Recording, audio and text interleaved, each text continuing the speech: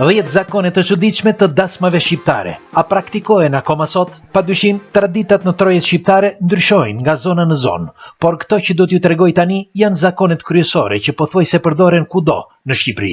Në fund, do të dëshiroja një shtesë të zakoneve dhe traditave në zonën tuaj. Tani, le të informohemi sepse mësojmë shumë nga njëri tjetri. Mënyra se si festohen dasmat sot në krahasim me dasmat që festoheshin para 40 viteve janë krejtësisht ndryshe, por në përgjithësi zakonet nuk kanë ndryshuar shumë. Tani le t'i shohim. 1. Nëse është një dasëm me lajmësi, blihen këpucët e lajmësit, apo edhe një dhuratë.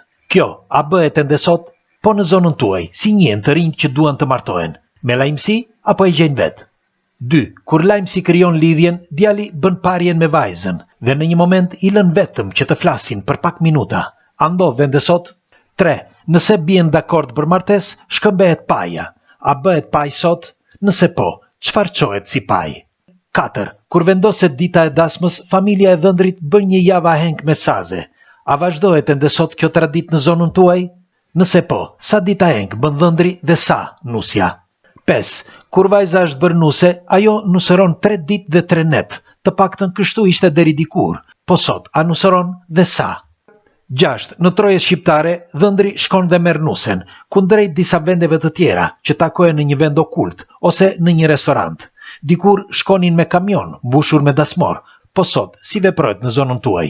7. Kur nusja vjen në shtëpinë e dhëndrit, zonja e shtëpisë nxjerr pasqyrën. Çfarë simbolizon kjo? Pse duhet ta shoh nuse në pasqyrë? Madje në disa zona hidhet edhe krip në tokë, aty ku shkel nusja. Disa hedhin edhe raki. Pra pse e bëjnë dhe a praktikohet në zonën tuaj? 8. Kur nusja futet në shtëpi, dhëndri i ngre vellon për t'i parë fytyrën.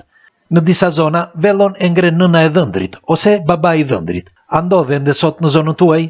9. Kur dhëndri dhe nusja dalin në valle, hidhen para pafund. Madje e mbushin nusen në fustan, në përflok dhe në përduar plot me para.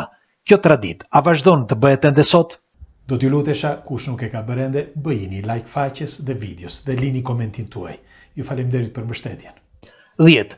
Dikur në trojet shqiptare, dhëndri detyrohej që të tregonte çarçafin, si shenjë besimi të virgjërisë së nuses.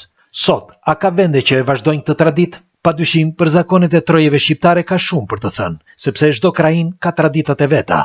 Madje ka edhe familje që i ndjekin shumë këto zakone. Bile ka nga ata që nuk munden që të bëjnë një dasëm, nëse nuk përmbushin disa pika, që për ta janë shumë të rëndësishme. Megjithatë, këto pra ishin 10 pikat kryesore të dasmave shqiptare. Do t'ju lutesha që ta diskutojmë së bashku dhe nëse mundeni, shtoni disa pika që nuk përmenda. Pres komentet tuaja dhe ndajeni.